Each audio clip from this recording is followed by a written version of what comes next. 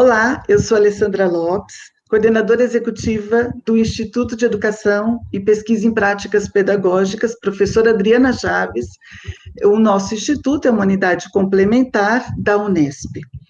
E hoje conto com a presença do professor Marcos Maltempe, e nós dois juntos vamos conversar um pouquinho com a comunidade a respeito, então, dos objetivos do IEP e todo esse contexto aí, né, da nossa universidade hoje, na situação de quarentena, isolamento, em destaque, pensando no nosso ensino.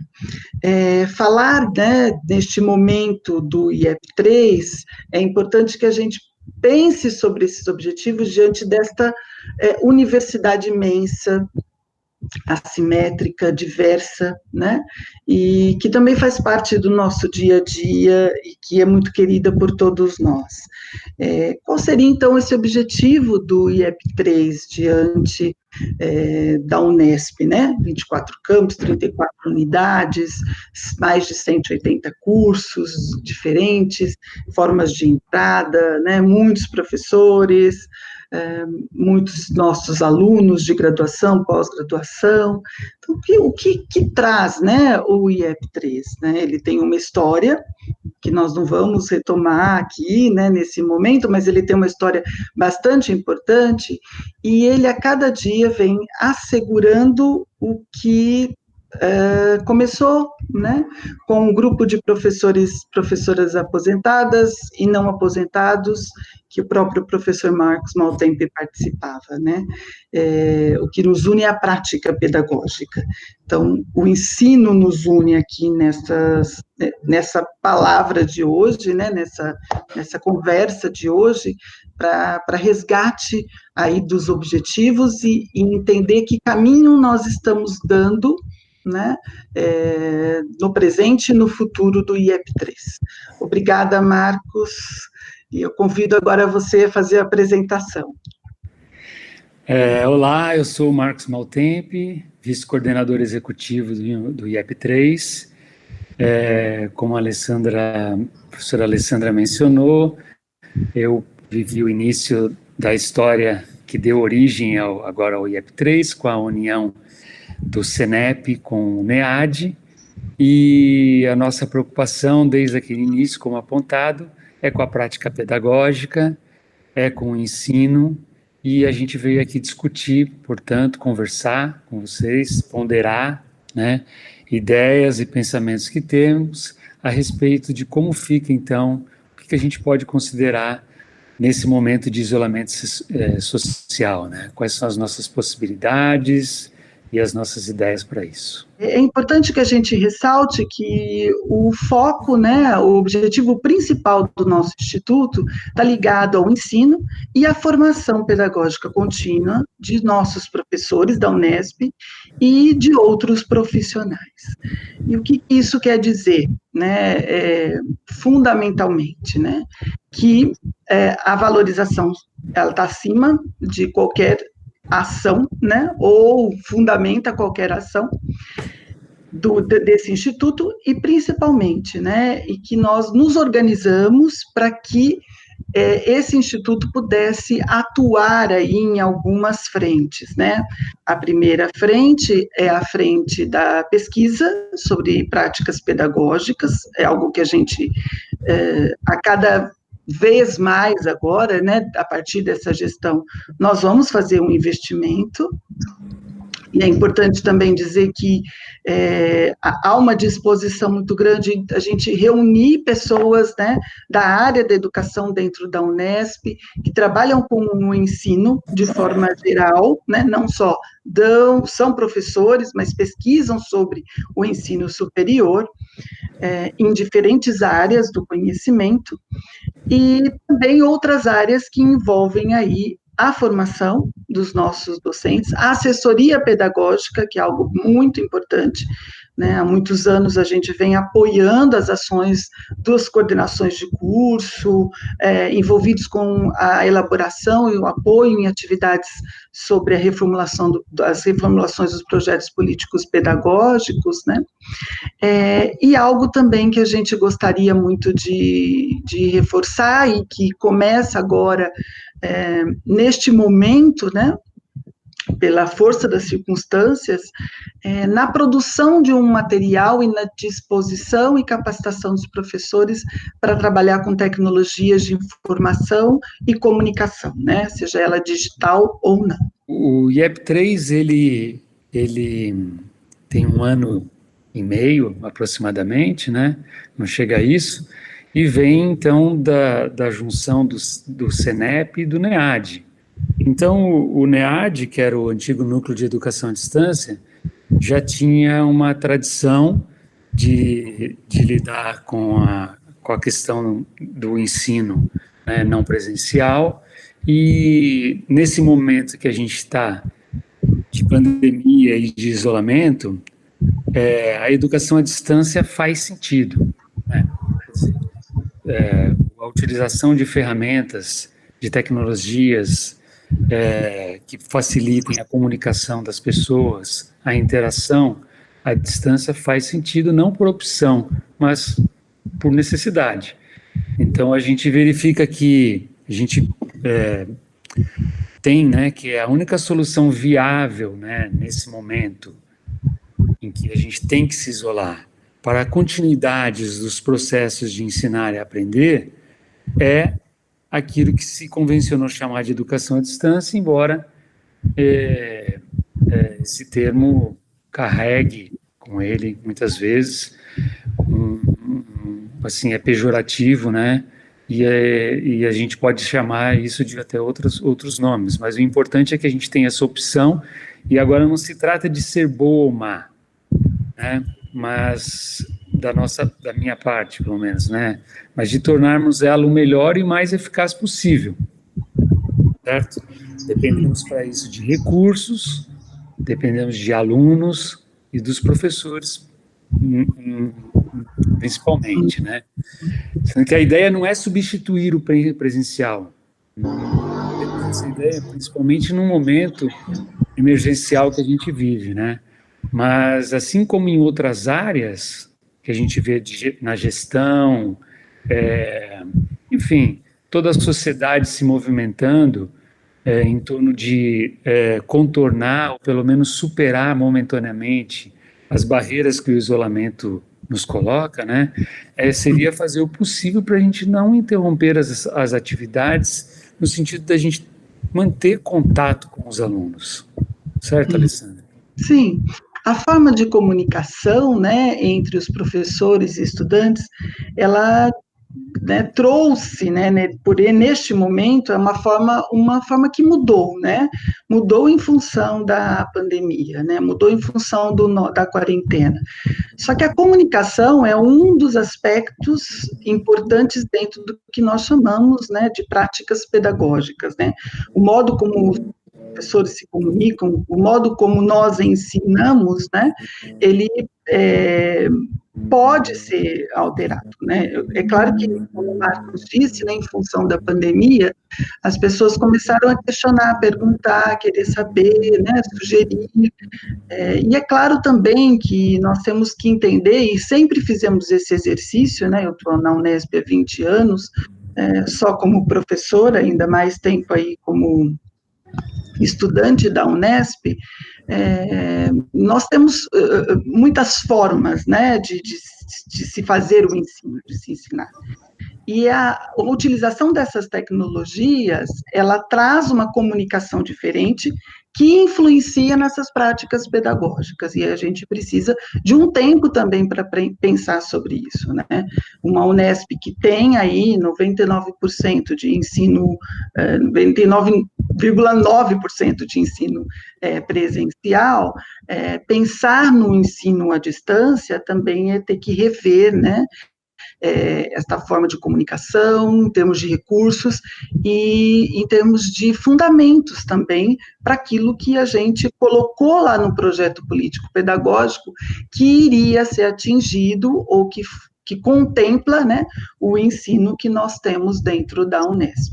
E assim, veja, essa educação à distância que a gente está falando, que agora tem um caráter emergencial, né, ou seja, é uma adesão emergencial a algo que nos remete à educação à distância, mas que não é a educação à distância que a gente pratica no IEP3, né, nas poucas iniciativas que temos ou que já praticamos anteriormente, porque a educação à distância, ela requer um preparo muito grande, um planejamento muito grande, uma gestão diferenciada, que não é o que a gente faz numa emergência como a gente está agora. Mas não fazer nada, no meu entendimento, é um risco muito grande, né? Simplesmente ignorar que a gente tem as ferramentas, que a gente tem a possibilidade de fazer alguma coisa, que a gente já tem alguma experiência disso, né, acumulada nos últimos anos de educação à distância, né? Como que a gente poderia simplesmente ignorar, né? Os alunos, eu acho que o risco seria os alunos se sentirem abandonados, desmotivados. Quer dizer, no fundo, assim, como que os alunos se sentiriam, né? Se a gente para além dos alunos, né? Como que a sociedade vai interpretar isso daí, né? Todo um conjunto de iniciativas da sociedade visando a não interrupção ou pelo menos a continuidade de alguma coisa, enquanto que a universidade para. Acho que em termos de ensino. Então, eu acho que serve para a gente pensar também o papel da universidade, e uma universidade que a gente não pode deixar de vista, que está passando, né, e que vive nos últimos anos sob ataque, né? Então, politicamente também, eu acho que a gente tem que pensar não parar, ou parar as consequências disso para os alunos e para toda a comunidade unespiana, né? Nós discutimos nas nossas atividades de formação uma questão importante que é o ensino, né, para muitos. E nós temos um desafio redobrado na Unesp, que não é só para muitos numa sala de aula, é para muitos cursos, é para muitas unidades, né, a Unesp é imensa, ela tem uma imensidão em termos de cursos, em termos de práticas também dos seus professores. Quando a gente pensa nesse ensino para muitos, a gente precisa valorizar as diferentes formas de ensinar, né, as diferentes metodologias de ensino.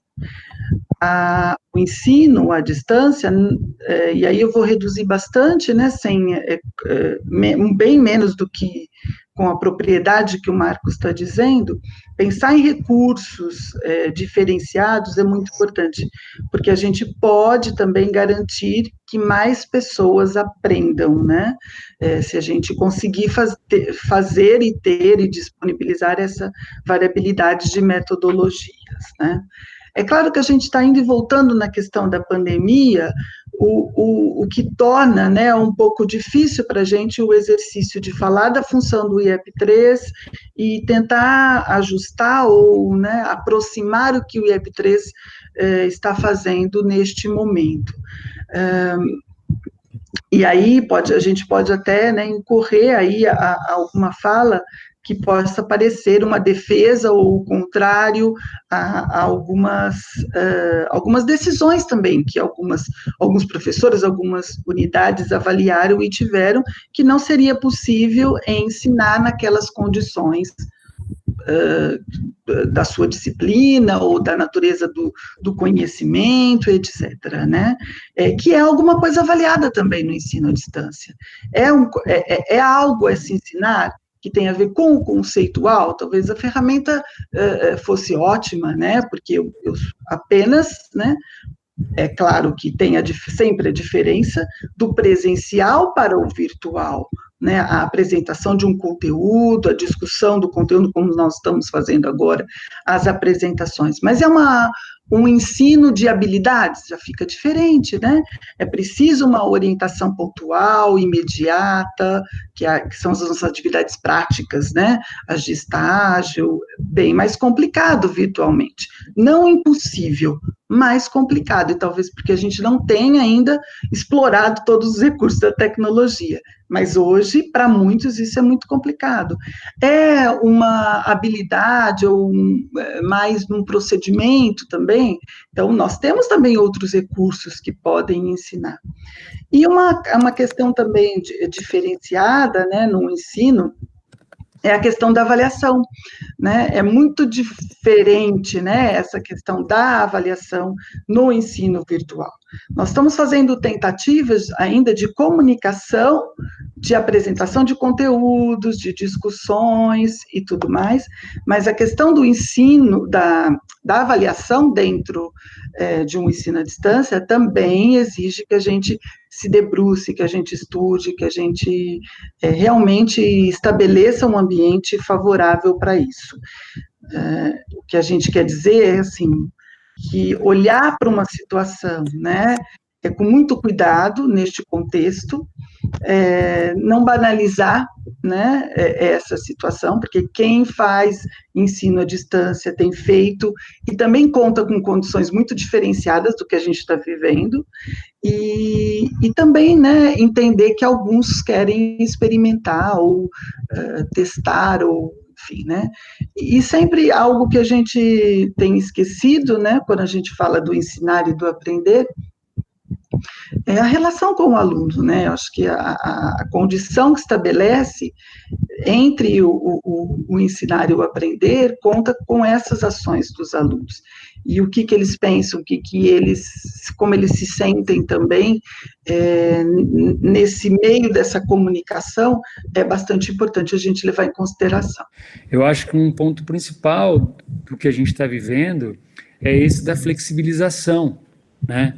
Ou seja, de você não proibir a possibilidade das pessoas fazerem, da gente, né, não você, mas a Unesp, né, de oferecer recursos para que isso aconteça, né, para que aconteça essa relação entre os alunos e do professor com o aluno, né.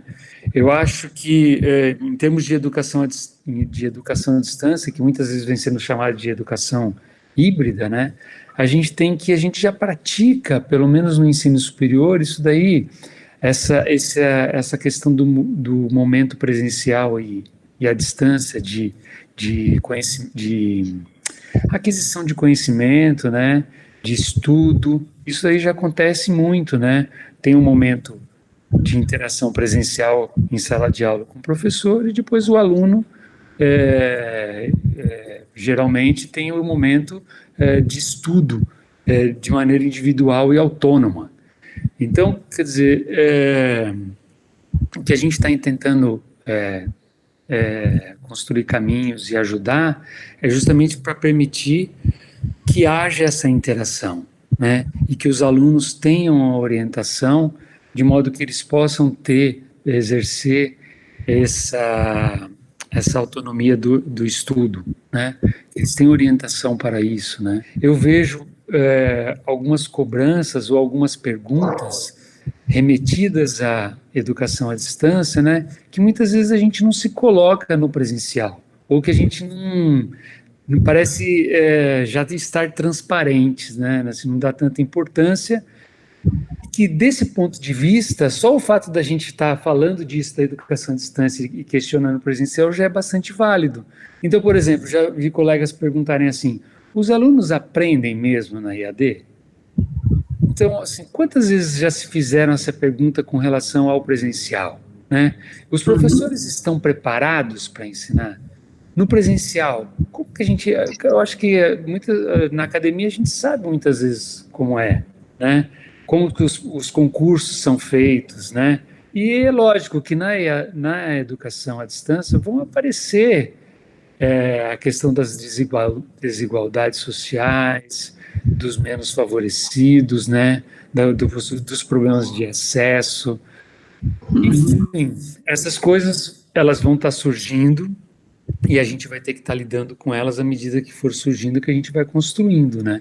Muito importante isso que você disse, né, desses questionamentos, porque realmente, né, eu volto na questão, hoje a gente fica focado nas tecnologias de comunicação, no modo como as pessoas estão se comunicando ou têm condições de se comunicar hoje, né, no isolamento, as críticas são para elas, né, Só que as questões, elas não são para a educação à distância, são para o ensino de forma geral.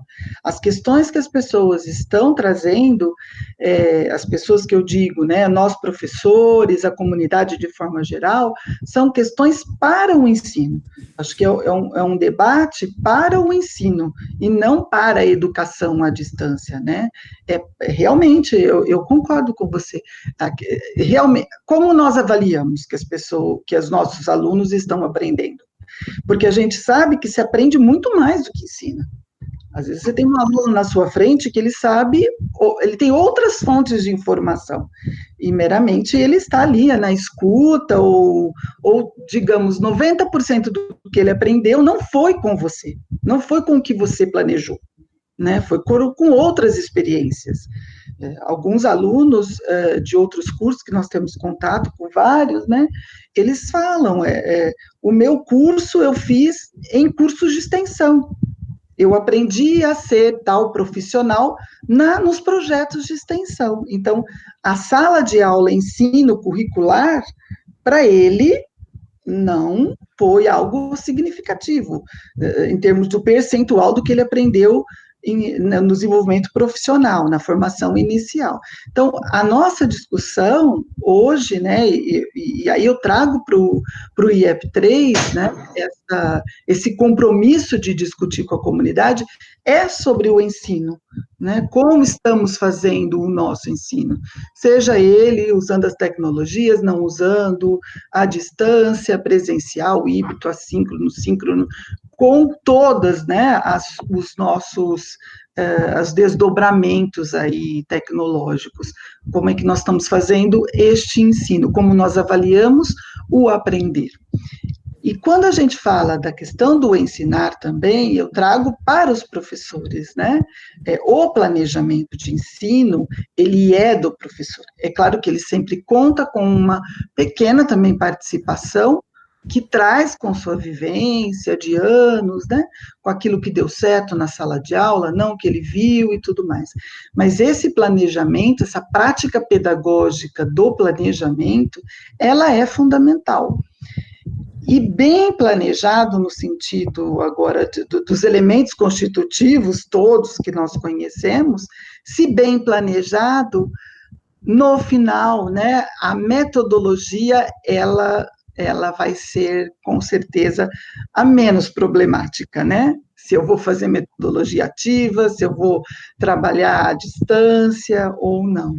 Eu acho que agora a gente está num momento daqueles que têm interesse, vontade, né? E eu vejo colegas assim, né? Eu vejo demandas nesse sentido, né? De querer se aproximar dessas ferramentas, né? De tentar entender, de buscar, porque assim, muitos já são usuários de várias delas, né? Mas não tem esse compromisso de, por meio delas, interagir com os alunos, certo? E exercer aquilo que é mais ancestral na relação, né? Da educação, que é a relação de uma pessoa mais experiente com uma menos experiente. Eu acho que essa relação a gente pode praticar, né, dentro, lógico, das limitações que se colocam, com ferramentas que a gente tem disponível. A gente pode, pelo menos, iniciar, construir esse caminho juntos, né? E aí ponderar melhor, né, a questão, isso que a gente acabou de colocar, da qualidade, das expectativas, do compromisso, sempre ponderando assim no presencial, como é que é, e agora pensando na distância, né? Sem querer sobrecarregar demais a distância, de modo que isso se torne um argumento para não fazer nada, sabe? Para não agir, né? E nesse sentido, nós do IEP3, a gente, logo que começou a um pouquinho, acho que até antes da quarentena, né, ser declarada, a gente iniciou uma página, né, no nosso site, né, no IEP3 Unesp, em que a gente colocou ferramentas, né, a página chama Tecnologias Digitais de Apoio ao Ensino e Aprendizagem, né? Isso construído também com muitos voluntários, né, professores da Unesp que se envolveram, né, servidores, o pessoal da biblioteca, enfim, muitas pessoas que se envolveram no sentido de rapidamente dar conta de uma demanda, né, sobre como que a gente pode interagir, que ferramentas a gente tem, o que a Unesp já pode oferecer, né? Então a gente tem nessa página assim coisas que vão sendo atualizadas diariamente. Tivemos a criação de um plantão de dúvidas, né, onde colegas se dispuseram em determinados horários pré-agendados a estar online, esclarecendo dúvidas, aquelas possíveis, né, dentro de outros colegas, e assim por diante. Das ferramentas que a gente tem também nessa página do IEP3, a gente, como a comunidade sabe, né, desde 2018, a gente tem as ferramentas da suíte Google à disposição, né? Para todos aqueles que têm o e-mail Unesp, né, unesp.br, que é do Gmail, né, do Google Mail, tem lá diversas ferramentas disponíveis, e aquelas que estão em evidência, principalmente hoje, né, assim, nesse momento de isolamento, é o Google Meet, né, o Gmeet, que é esse que a gente está usando aqui agora para fazer essa conversa, certo? Que a gente pode usar para gravar, né, e disponibilizar, por exemplo, para os alunos depois, ou para quem a gente quiser. A outra ferramenta dessa suíte, né, o Google Classroom, voltado como se fosse um AVA, né, um ambiente virtual de aprendizagem, né, como a gente também tem o Moodle institucional, né, voltado para o gerenciamento de turmas e compartilhamento de arquivos, de informações, assim como de possibilidades de uso de ferramentas assíncronas, né, como fórum de discussão, mural, correio eletrônico, né? Enfim, assim, temos iniciativas de canal do YouTube, né? Para falar uma outra que não é nem essas institucionais, de professores que também se valem disso daí, né? Para compartilhar com seus alunos informações. Essas eu diria assim que são as ferramentas principais e o suporte principal que a gente vem dando nas últimas semanas por conta da situação que vivemos, né? Veja, ninguém precisa de uma sala de videoconferência institucional da Unesp para fazer isso, né? Você pode fazer da sua casa como a gente está fazendo agora, certo? Tomando alguns cuidados de desligar o microfone quando tiver muita gente, de desligar a sua câmera aí, se você tiver com problemas de internet, para poder diminuir a carga de upload, né? São coisas que a gente tem lá na página, essa do IEP3, e que a gente está tentando compartilhar e atender a todo mundo. Podemos falar um pouquinho também sobre, né, outras ações aí, né, nesse momento do IEP3, em relação, né, à nossa participação. Então, nós entendemos que ao longo desses anos, nós já temos reunido na comunidade pessoas que, em todas as unidades e cursos, elas podem colaborar ou contribuir, né? Eu acho que é o caso da formação dos núcleos locais, que nós estamos aí encaminhando, para que cada unidade tenha um núcleo local relacionado ao IEP3, né, e esse núcleo local, ele tem feito já há alguns anos, estamos renovando, né, essa ponte mesmo, né, de comunicação entre os cursos e o IEP3, nestas ações. Então, é algo bastante importante contar com professores, servidores técnicos administrativos e estudantes que fazem parte desse núcleo local, que vão atualizando e vão tornando orgânica, né, esse movimento de formação, levando informações, atualizando e trazendo mesmo, né, aí vivo os objetivos desse instituto, né. Uma ação que nós vamos agora, né, implementar, já implementamos, na verdade, já constituímos os estúdios do IEP3 nas bibliotecas, né? Então, as bibliotecas terão estúdios, esses estúdios, eles trazem um material simples e básico de gravação, mas, embora muito simples e básico, ele tem uma função muito importante, que é registrar de uma forma profissional algumas atividades, é claro que é sempre voluntários, aqueles que queiram, né, gravar aulas, contar experiências, né, produzir um material pedagógico e divulgação, esse é o objetivo desses estúdios, que tenha essa divulgação entre nós, interna, né, lidar com uma Unesp imensa, temos esse impedimento, então não é pouco a gente investir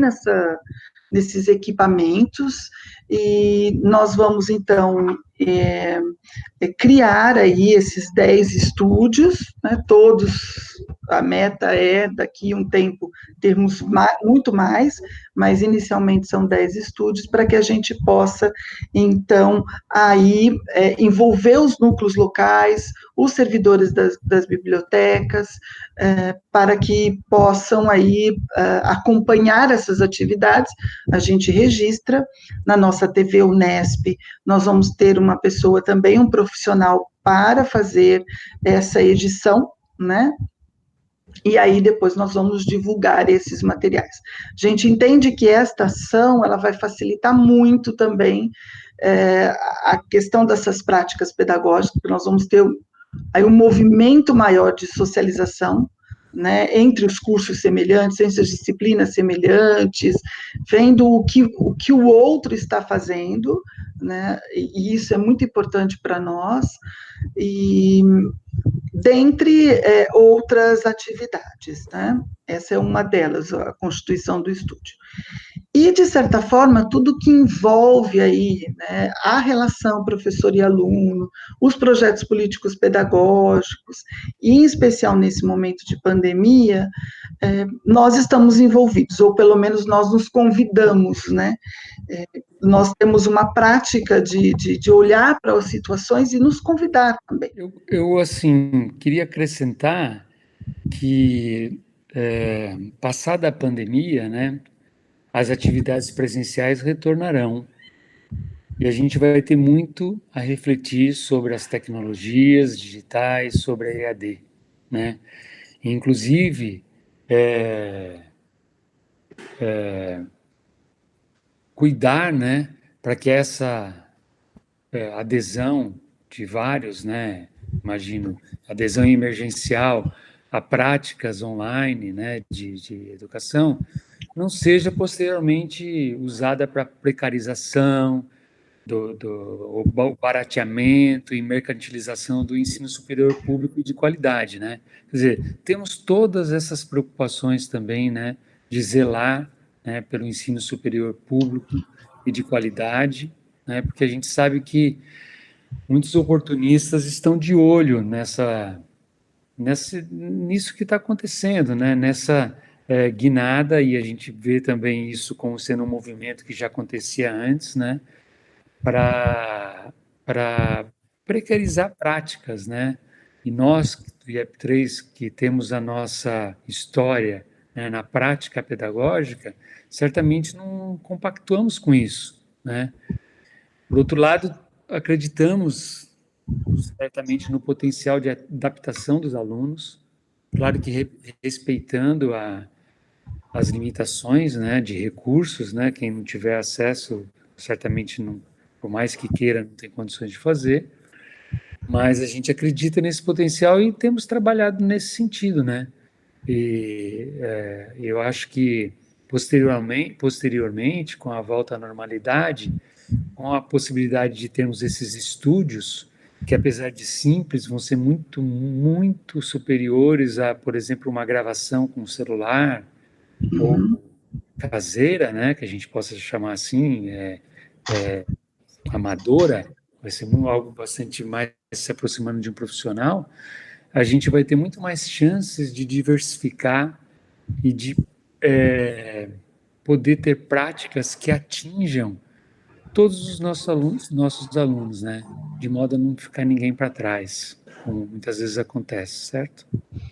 E a gente quer muito que isso seja breve, né? Que a gente possa, em breve, né, compartilhar aí presencialmente, né, do nosso trabalho, do convívio, né, e daquilo que nós estamos nos propondo aí a acompanhar, né. Nós já temos algumas experiências na Unesp, né, desses professores que utilizam as ferramentas, são experiências exitosas, né, muitas nós não conhecíamos, né, são pessoas que também ficam, às vezes, escondidas, né, tímidas em falar o que estão fazendo, com receio até de expor, né, e a Mas que gente já praticavam até praticavam, né? antes desse momento que a gente está vivendo, né? De diversas Uhum, unidades e da Unesp, certo? Diversos campos, sim. a gente tem iniciativas que a gente vai ver em seguida aí, né? São iniciativas particulares, são pessoais, né? Ou porque tem a ver com uma área, né? Ou com uma vivência que os colocou, né? Na experiência, né? De contato, o ensino, a tecnologia, e talvez isso seja também um ponto muito importante, né? Nós podemos escolher, mas quando a gente fala de diretrizes de instituição, nós temos que oferecer, né? E acho que a gente ainda precisa oferecer.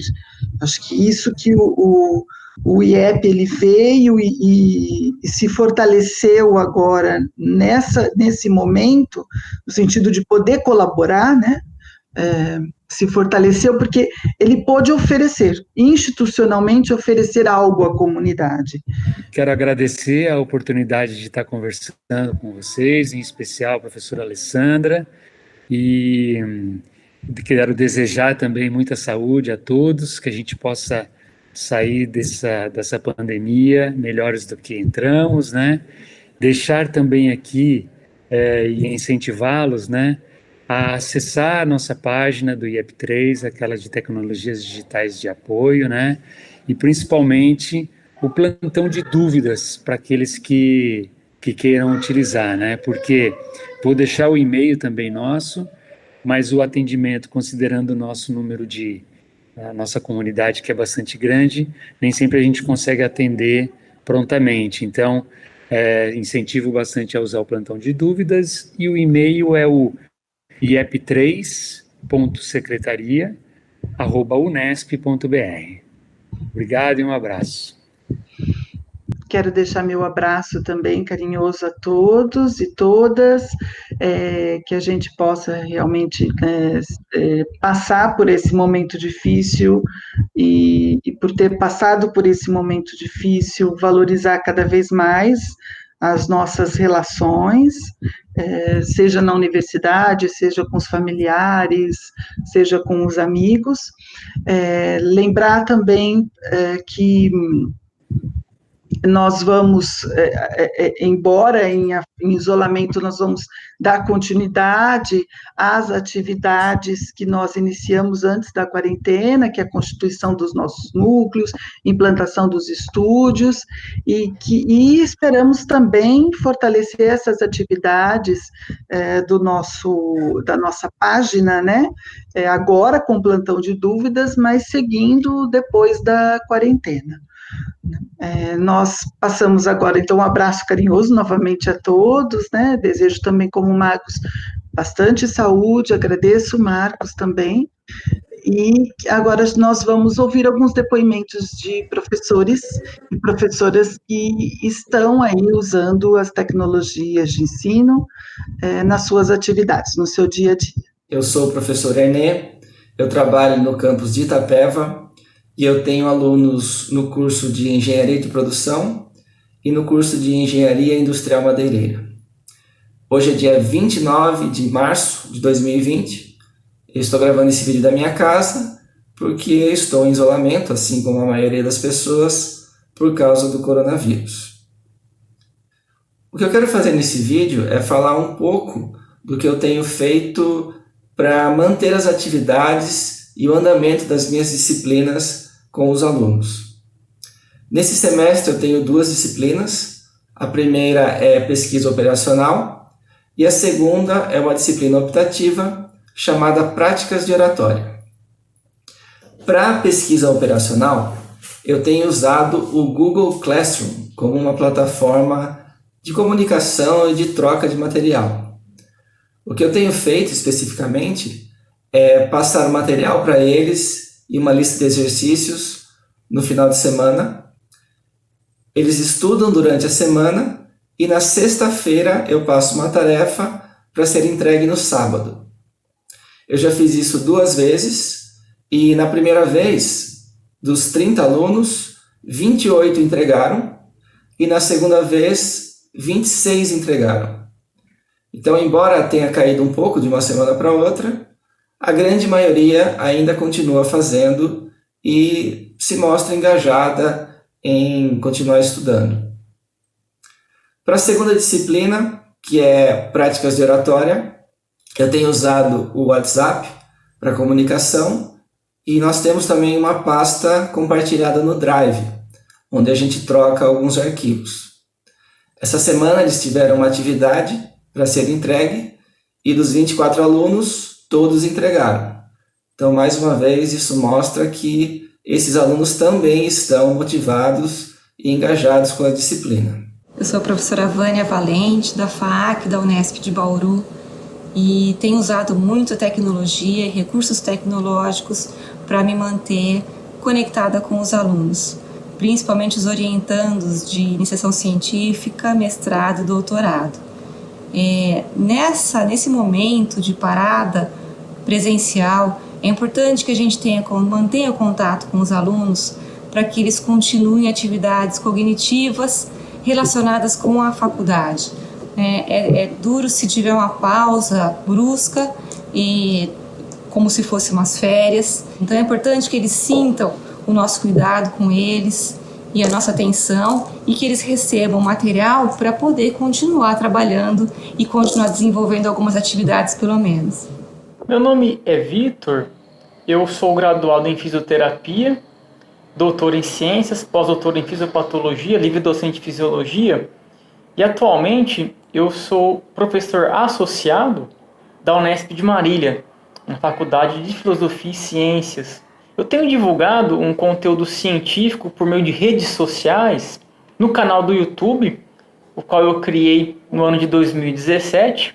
Nesse canal eu divulgo informações sobre nossa linha de pesquisa, sobre o que tem de mais recente em algumas revistas científicas e também deixei disponível um resumo breve de conteúdos teóricos das disciplinas que eu ministro nos cursos de graduação e também de pós-graduação. Desde agora, nesse período, no qual nós estamos com as aulas presenciais suspensas, devido ao processo de isolamento social, eu tenho divulgado um conteúdo científico mais frequentemente por meio do meu canal no YouTube, Facebook, Instagram e Twitter.